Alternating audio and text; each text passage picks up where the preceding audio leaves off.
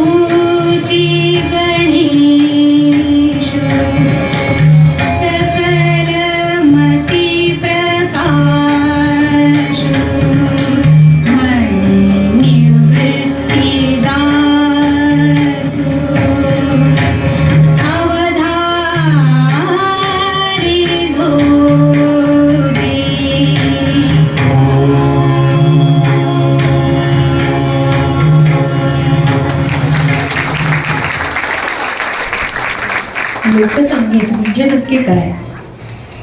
समाजाच्या विशिष्ट रचनेतून काही वेळा लोकजागृतीसाठी तर काही वेळा करमणुकीसाठी स्थानिक लहेजा घेऊन तयार झालेलं संगीत.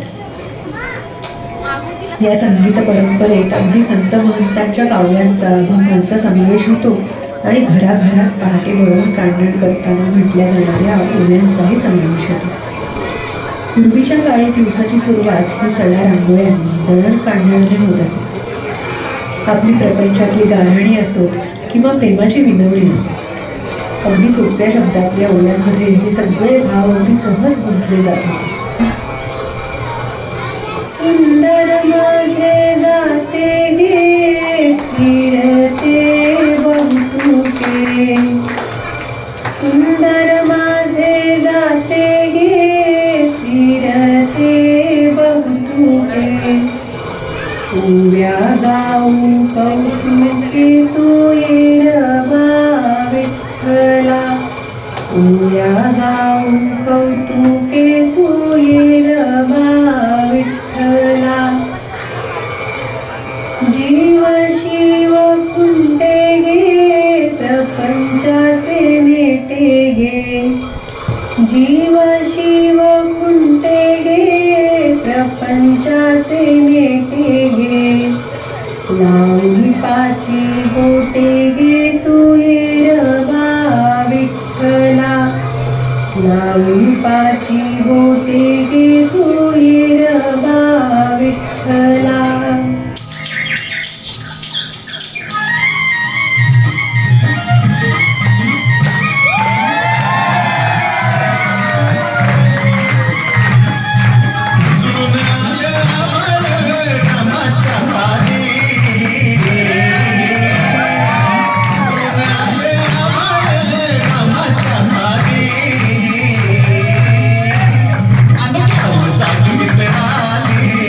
देवाचे स्वामी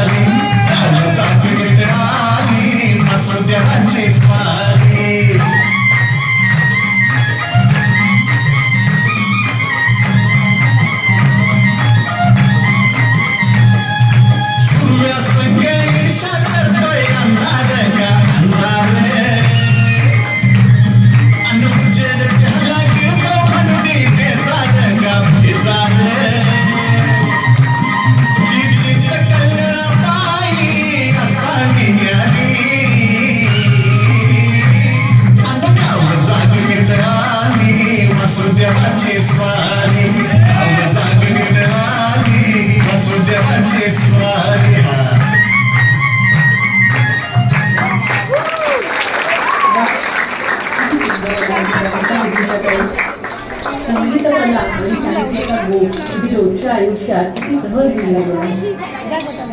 याच लोकसंगीत मराठी लोकसंगीताचा पाया जर कोणी घातला असेल तर तो संत एकनाथांच्या भारुडांनी. कठीण विषय लोकांना सोपं करून सांगण्याचं काम त्यांनी या भारुडातून केलं.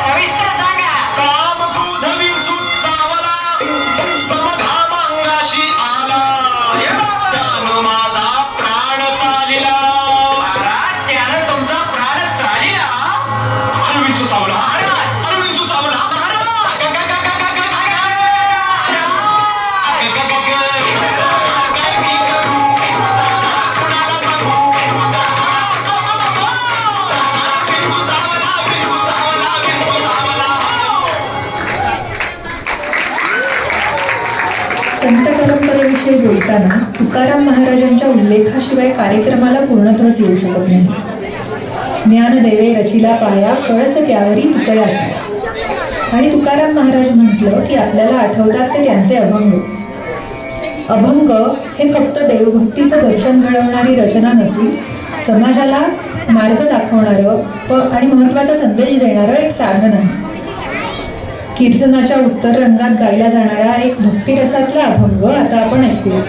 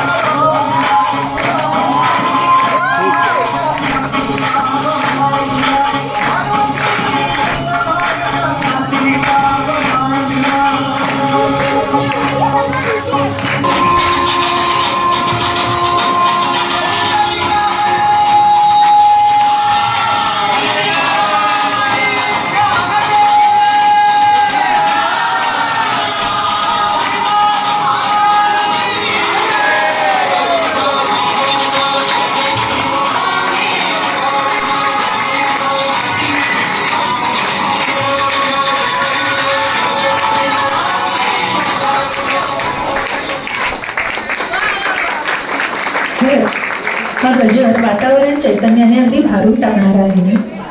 तुकारामांच्या शब्दात सांगायचं झालं तर धन्य ती पंढरी धन्य भीमातील आणि यले सार कुंडलिके तर अर्धा करू. कोकणापासून विदर्भापर्यंत आणि खानदेशापासून मराठवाड्यापर्यंत मराठी भाषा एकच असली तरी त्यातला लय ठेका अगदी वेगळा असतो. भाषेप्रमाणे रूढी पद्धती बदलतात आणि त्यातूनच जन्म घेतं ते वेगवेगळ्या धाटणीचं आणि लकवींचं लोकसंगीत. देवादाचा गोंधळ असो किंवा किनाऱ्यावरचं कोळीगीत, दिलखेक लावणी असो नाहीतर धमाकेदार बाल्या नृत्य, प्रत्येकाची मजाही वेगळीच. यातलेच काही नृत्य प्रकार आता आपले छोटे दोस्त आपल्यासमोर सादर करीत आहेत. सुरुवात करूया धमाकेदार बाल्या नृत्याने.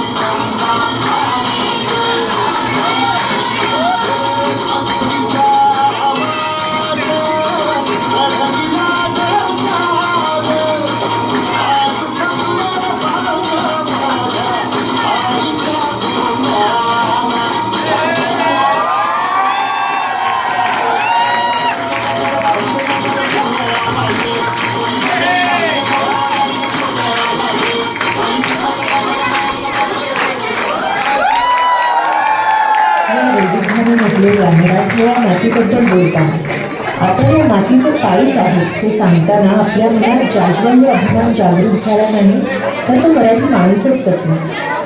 आणि या मातीचं गुणगान करताना ज्या दैवताने आपल्या दुबळ्या खचलेल्या प्रजेला स्वातंत्र्य दिलं, अभिमान जागृत केला, त्या अवलियाचं नाव घेतल्याशिवाय कार्यक्रमाला पूर्णता कशी येईल.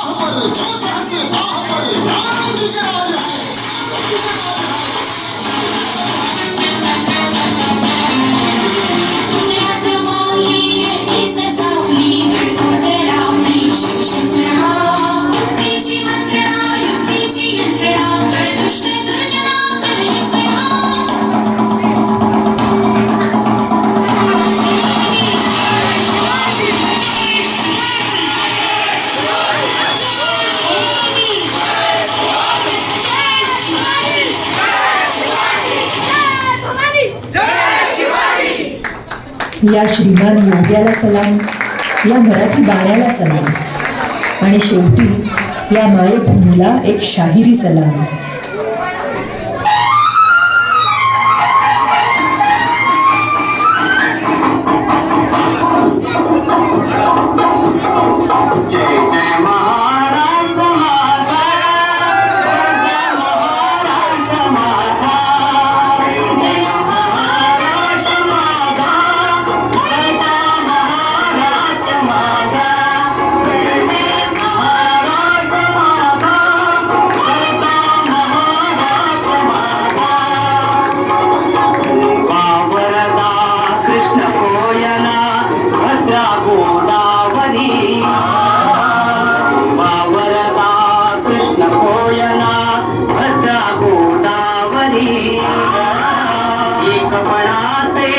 भरती पाणी मातीच्या भाकरी, एकपणाचे भरती पाणी मातीच्या भाकरी,